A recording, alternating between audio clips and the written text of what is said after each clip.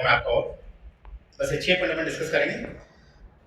How to study, पढ़ाई करनी कैसे है। वैसे एक बात हमेशा ध्यान रखना, आप अच्छे एक्सपर्ट हैं, आपको कम से कम 12 साल का अनुभव पढ़ाई करने का, इससे ज़्यादा ही होगा, तो घबराओ मत, कोई नई चीज़ नहीं। पहला पॉइंट क्या लिखा है, speak loudly, proper class notes. Yes, कुछ बच्चों को ऐसा लगता है कि हम कंपटीशन की तैयारी करेंगे, अब हमको बोर्ड नहीं देना, कोई लिखित एग्जाम नहीं है, कोई रिटन एग्जाम नहीं है, देयर इज ऑब्जेक्टिव एग्जाम, तो बच्चे लिखना बंद कर देते हैं, बस समझेंगे हम क्वेश्चन के आंसर देंगे। नहीं, यहाँ पे आपको प्रॉपर क्लास नोट्स बनाने पड़ेंगे।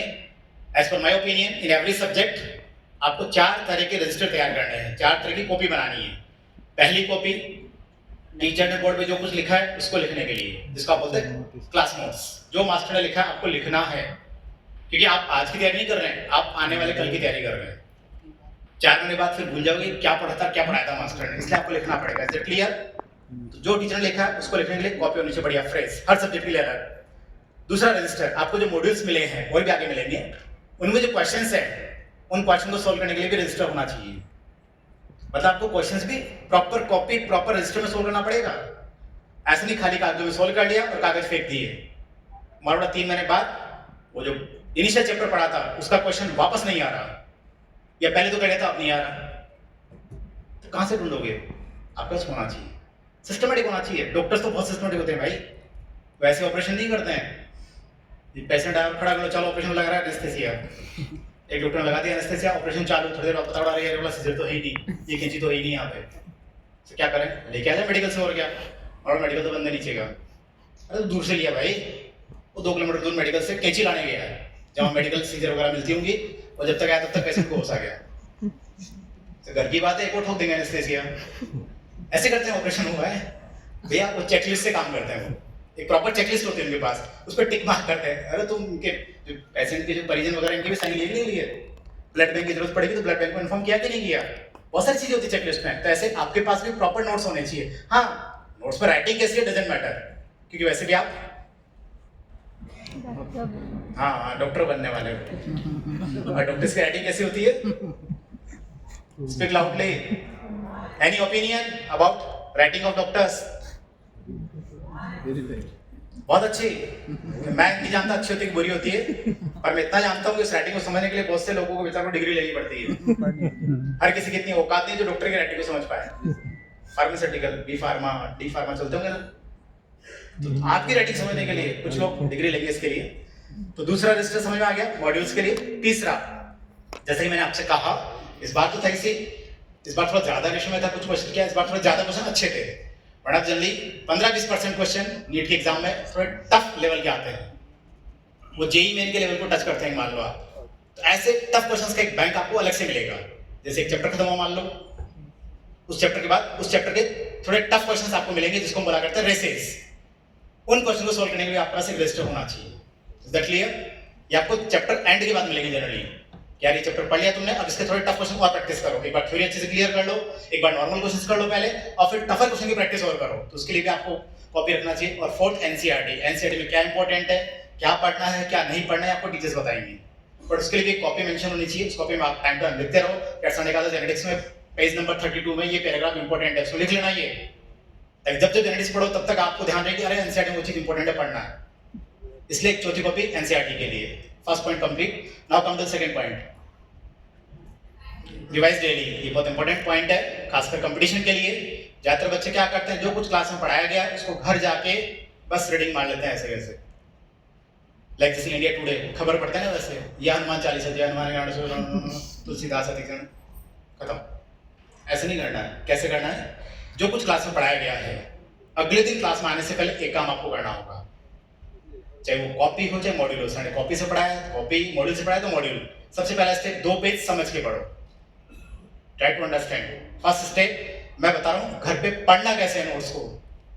पहला स्टेप है 2 पेज समझ के पढ़ो, दूसरा स्टेप कॉपी बंद करो, तीसरा स्टेप इमेजिन करो, रिकॉल करो, अपने दिमाग में सोचो कि आपने इन 2 पेज में क्या पढ़ा है। लाइक मान लो चैप्टर था simple harmonic motion, SHM, sir ने डिफाइन किया पीरियोडिक मोशन, फिर सर ने एग्जांपल दिया इसका, फिर बताया ऑसिलेटरी मोशन, डेफिनेशन बताई, एग्जांपल बता दिया, फिर बताया सर ने difference between the periodic and oscillatory and the similarity between these two, and now comes to SHM. special kind of periodic oscillatory with the condition force proportional displacement and opposite in direction. Now the equation of SM is x equals to a sin omega t, जो भी बताया sir ने।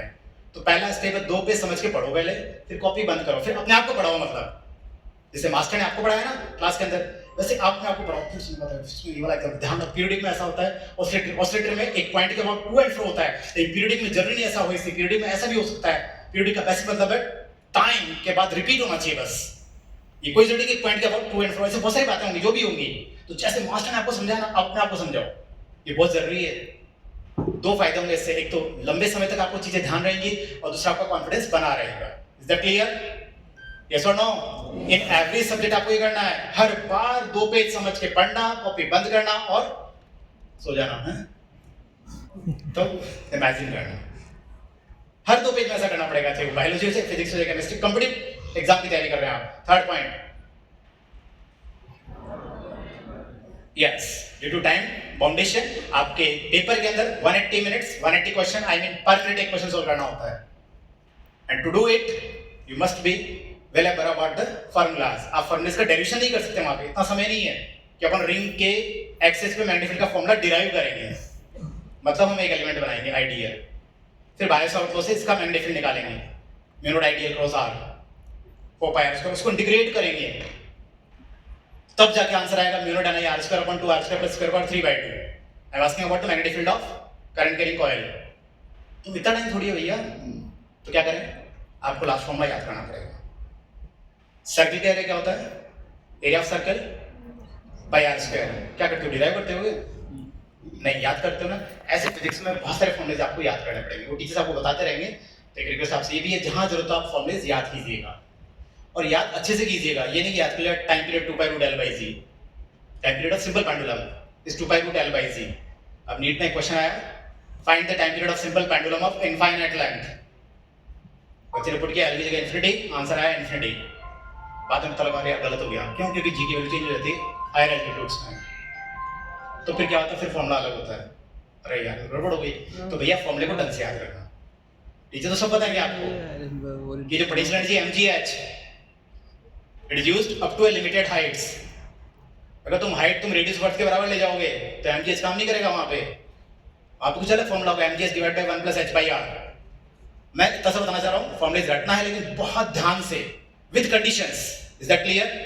Fourth point, और इसी चीज घबराओ मत आप, आपके टाइम टू टाइम सेशंस भी होते रहेंगे, टीचर्स बताते रहेंगे। वो तो सोच रहे हो सर यार इतना सारा हमको कैसे याद रहेगा, क्या क्या बताया था हमको।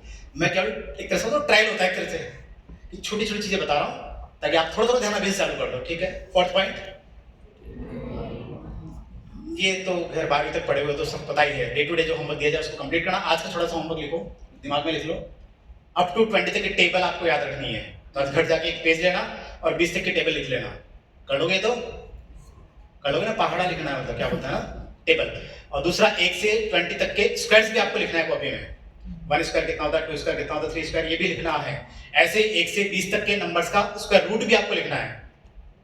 जैसे रूट 1 तो 1 ही होगा, रूट 2 1.41, ऐसे root 3 1.73, root 4 2, root 5। Sir root 5 कैसे निकालेंगे, मैं तो भूल गया। बात तो सही है। आपको अपना गिबली आर्ट बनाना है, क्या करोगे? You want to draw your own Ghibli art. क्या करोगे? कागज लोगे, पेंसिल लोगे, ड्रॉ करोगे, ऐसा कुछ करोगे क्या? तो मोबाइल उठाओगे आप, उसके बाद ChatGPT या जेमिनी किसका है? गूगल का। हाँ, जो भी है, जिनका भी अर्थशास्त्र बने हुए बड़े बड़े बना रखे उन्होंने, तो उसकी हेल्प लोगे ना। सबसे पहले किसकी हेल्प लोगे? मोबाइल। तो भाई मोबाइल में रूट 5 की वैल्यू कितनी होती है बता देंगे।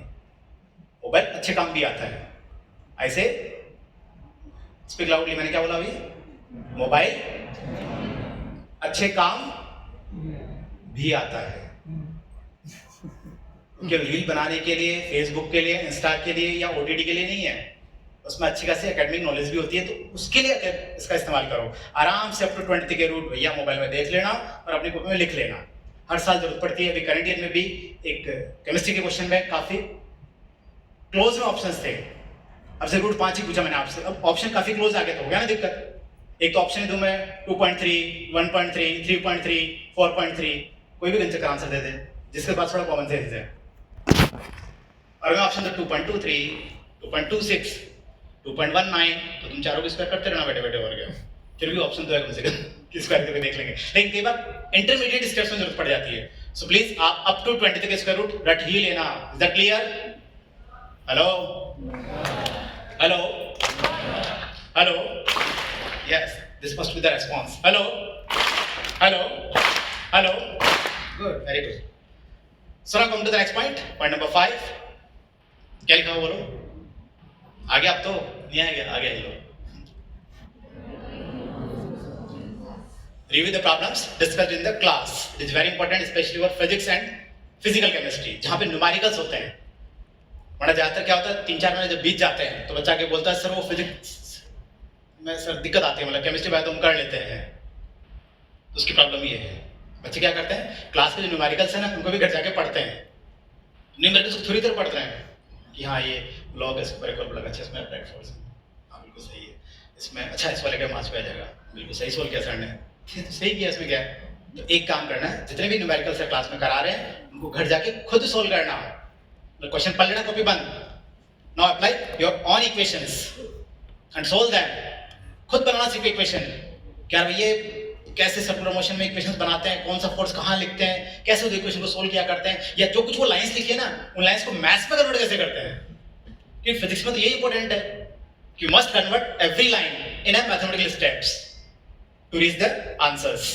तो जो न्यूमेरिकल्स होते हैं उनमें बस एक ही काम करना है कि हर क्वेश्चन जो टीचर ने क्लास में करवाया है वो खुद सोल्व करके देखना, और हो सके तो काम और करना, हल्का सा डेटा चेंज करना उसमें, और फिर कुछ सोल्व करना, ताकि अगर आपको आंसर याद भी हो जाएगा तो फिर आप सोल्व नहीं कर पाओगे, अगर आप केवल आंसर याद करोगे तो प्रोसीजर पता होना चाहिए। जैसे एग्जांपल मैंने अभी दिया, ऐसे बहुत सारे क्वेश्चन आते हैं, हल्का सा चेंज कर देते हैं वो, कि पहले तो horizontal velocity v1, vertical v2, asking about the range, और अगली बार पूछ लिया हाइट, तो आंसर याद करोगे तो काम चलेगा।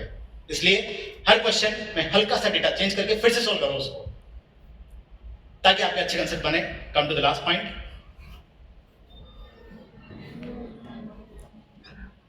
ये भी एक सिंपल क्वेश्चन का आंसर है कि सर पेपर जब हम करते हैं, जब 3-4 पेपर दे लोगे ना आप, तो अपने मास्टर से चले जाके ये बोलोगे आप सर जो पेपर होता है ना, सो उसमें हम केमिस्ट्री बायो तो कर लेते हैं, बस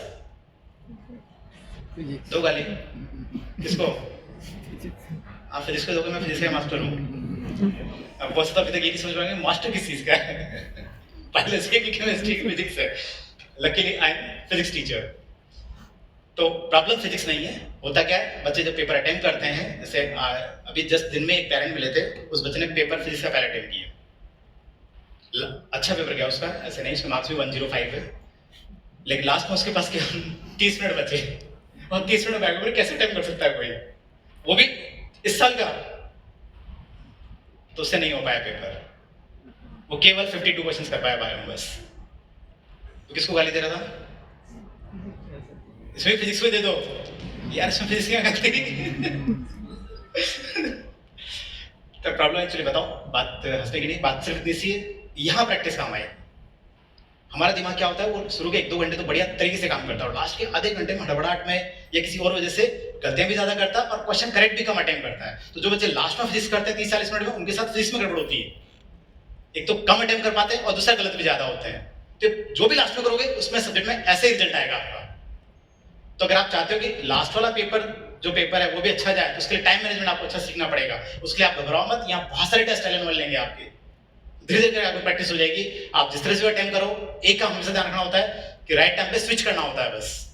क्या भैया 30-40 मिनट हो गए, 45 मिनट हो गए, अब जितनी बन गई बायो उतनी ठीक है, अब केवल वो क्वेश्चन में अटेम्प्ट करो जो मुझसे फटाफट हो रहे हैं बस।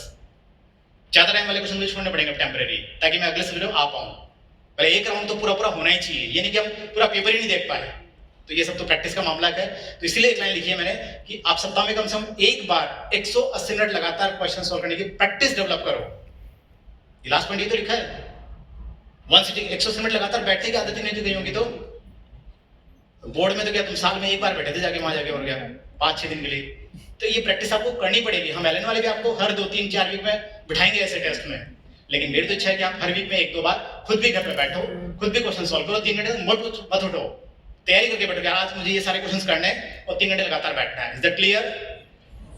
यस और नो? देखो मेहनत तो करनी पड़ेगी, बिना मेहनत करके काम नहीं चलने वाला, और ये सब मेहनत करोगे तो फिर परिणाम तो अच्छा आएगा इसे। आपका परिणाम अगले साल आएगा, लेकिन हमारे एलन